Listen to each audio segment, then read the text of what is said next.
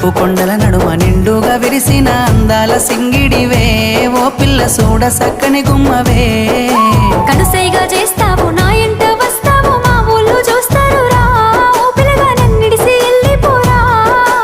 ఆరంభ ఊర్వశి ఈ నెల నా జారి నీల మారేనేమోనే ఏ జన్మలా చేసిన పుణ్యమో నువ్వు మరసి ఉండలేనులే